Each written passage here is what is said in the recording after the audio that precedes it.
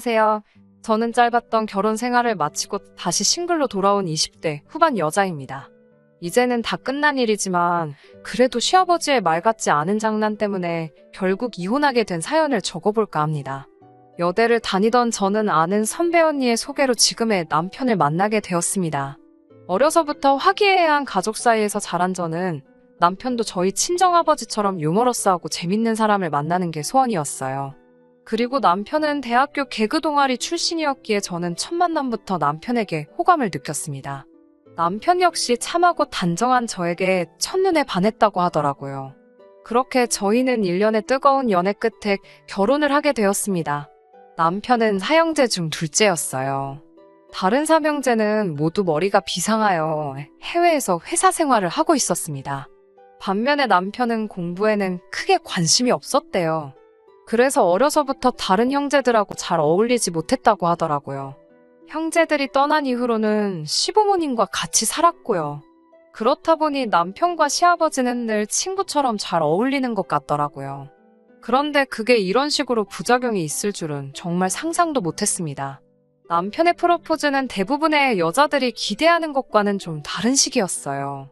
사실 저도 보통 여자들처럼 로맨틱한 프로포즈에 대한 환상이 있었죠. 장미꽃하고 풍선장식 같은 일반적인 그런 거 있잖아요. 그런데 남편은 어디서 이상한 걸 듣고 왔는지 말도 안 되는 상황을 꾸며놨더라고요. 하루는 제가 야근을 하고 집에 돌아오는 길이었어요. 제가 자취를 하고 있었는데 거기가 좀 골목길이라 밤에는 무섭거든요.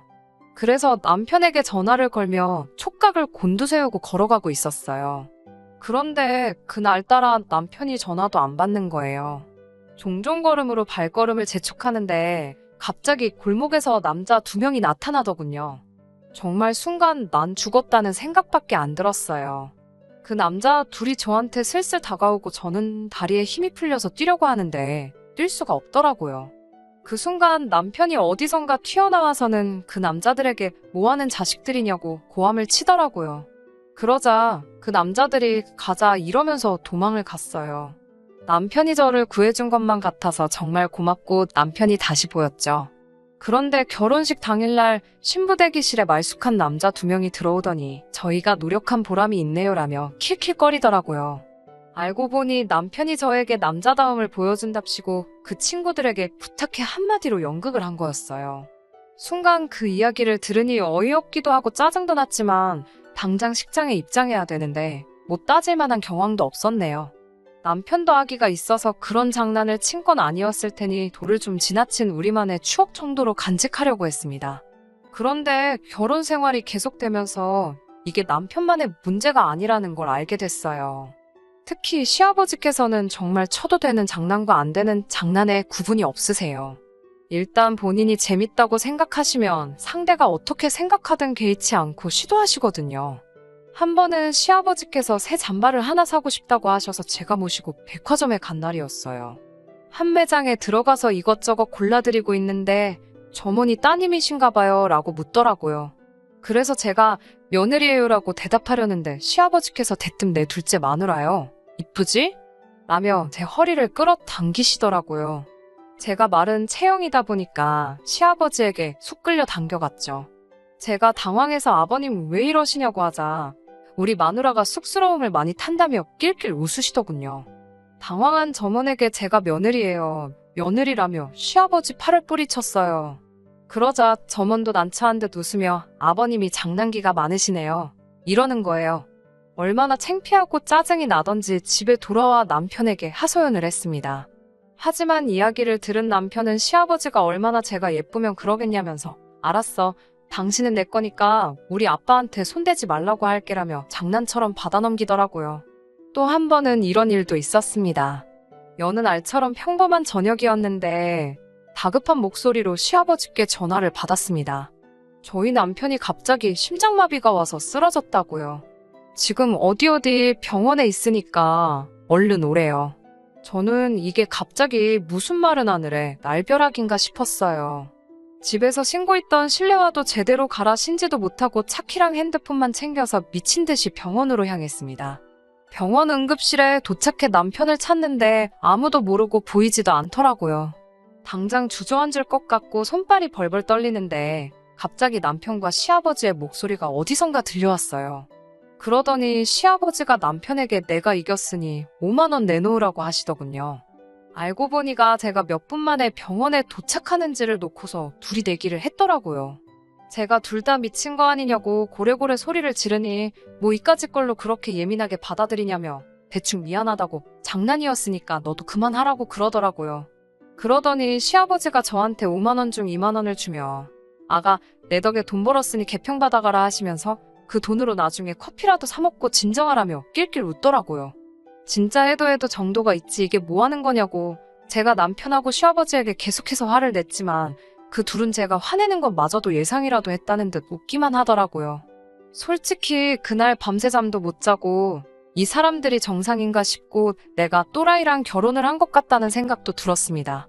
하지만 한편으로는 장난이 심하다는 이유로 이혼을 하는 게 좀 지나친 생각은 아닌가 싶기도 했고요. 밤새 고민 끝에 그래도 매사에 처져 있는 사람들보다는 낫지라는 생각으로 한 번 더 참아보기로 했어요. 시아버지께도 전화를 드려 정중하게 저는 그런 장난을 당하면 속상하고 상처를 받는다고 말씀드렸어요. 저한테는 제발 장난치지 말아달라고 말이죠. 그러자 시아버지도 알겠다. 너한테는 이제 그만하마라고 약속하셨고요. 그리고 얼마 전 진짜 더는 용서할 수 없는 그런 일이 있었습니다. 토요일 밤 시아버지께서 전화를 하셨더라고요. 하시는 말씀이 요새 몸도 안 좋고 적적하다며 잠깐 얼굴 좀 비추고 가라고 하시더라고요. 그래서 일요일 아침 일찍 시댁으로 향했어요. 시아버님을 모시고 나가 갈비도 사드리고 커피도 마시고 집에 돌아왔는데 핸드백에 넣어둔 줄 알았던 핸드폰이 아무리 찾아도 보이지 않더라고요.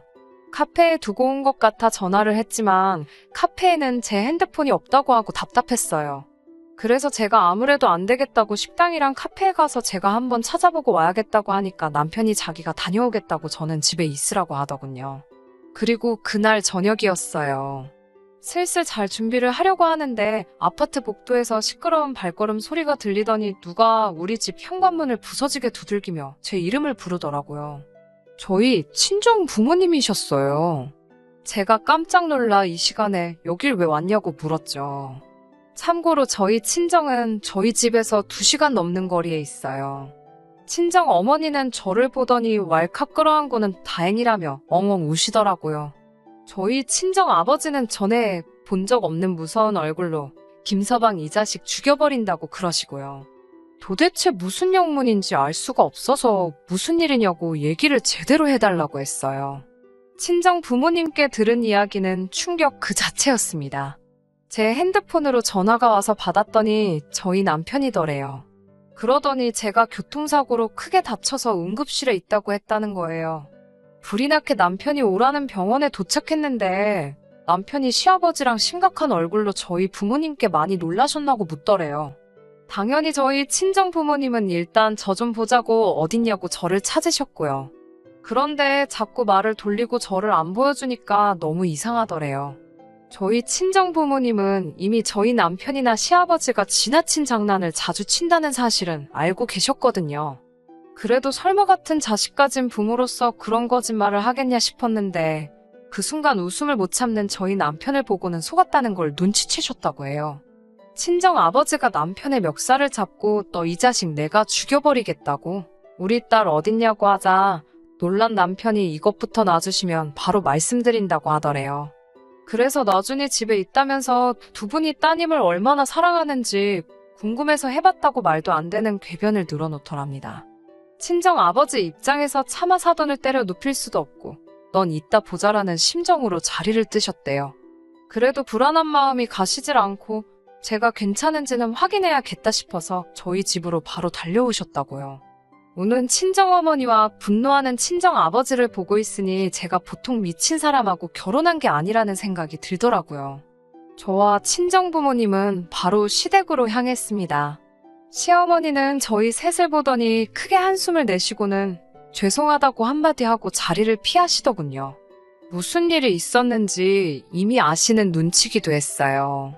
하지만 시어머니는 사실 결혼 생활 내내 저에게 그래도 잘해주셨거든요. 시아버지나 남편이 지나친 장난을 할 때면 늘 시어머니가 먼저 나서서 사과해 주셨고요. 그래서 그때까지만 해도 시어머니 탓을 하고 싶은 생각은 없었어요. 거실로 들어서니 시아버지는 뭐가 그리 당당한지 저희를 보고 실실 웃고 남편은 저에게 괜히 말을 걸고 눈치를 살피더라고요. 저희 부모님이 도대체 뭐가 문제길래 그런 장난을 치는 거냐고 따져 물으셨어요. 저도 이제 저한테 그런 장난 치지 않기로 하시지 않으셨냐고 약속하셔놓고 왜 또 그러시냐고 따졌고요. 그러자 시아버지의 대답이 가관이었습니다. 내가 너한테 안 한다고 했지 다른 사람한테 안 한다고 했냐고요.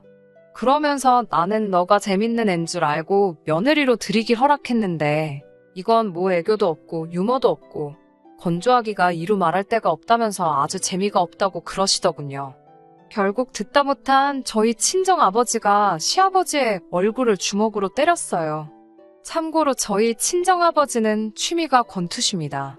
시아버지는 턱을 부여잡고 쓰러져서는 나중내를 연발하더라고요. 저희 아버지가 한 대 더 치려고 하자 시어머니가 나타나 그래도 남편이라고 시아버지를 감싸더니 장애가 있다고 이해 좀 해달라 소리를 치는 거예요. 저는 처음 듣는 소리라 무슨 말씀이냐고 하니 하도 거짓말을 많이 해서 정신과에 데려간 적이 있다고 합니다. 무슨 연극성 장애인지 뭔지 그렇게 사람들 관심 끄는 걸 좋아해서 그런 거라고 하더래요. 제가 설마 남편도 그런 거냐고 묻자 시어머니는 대답은 못하고 눈물만 흘리시더군요. 그러면서 옆에서 잘 챙겨주고 받아주면 얼마든지 괜찮아질 수 있다면서 제발 잘 부탁한다고 하시는 거예요. 저희 친정 부모님은 장애고 나발이고 더는 이런 집구석하고 사돈 못 맺는다고 애들 이혼시킨다고 고함을 치셨어요. 그러면서 저한테도 마음 독하게 먹으라고 하셨고요. 남편과 좋은 추억도 많기에 이혼을 결심하기가 쉽지는 않았지만 어쩔 수 없이 남편에게 헤어짐을 고했습니다. 저와 헤어지고 일단 치료부터 받으라고요. 남편은 자기가 어떻게 돼도 상관없는 거냐고 저에게 묻더군요.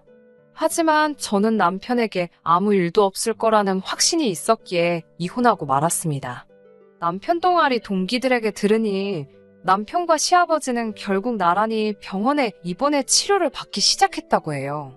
결정적인 이유는 또 한 번 말도 안 되는 장난을 쳐서 시어머니가 결국 정신적 충격으로 쓰러지셨거든요.